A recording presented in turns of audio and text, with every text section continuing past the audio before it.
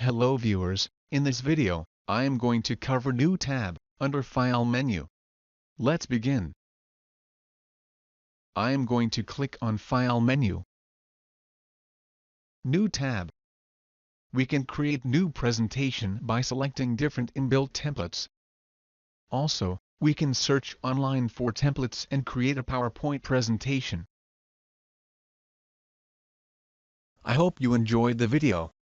If you are preparing for interview, you can buy eBook on Microsoft PowerPoint interview questions, from the Amazon link given in the description below. Please like this video, click on subscribe button and hit the bell icon, so that you won't miss any video updates. Thanks for watching this video.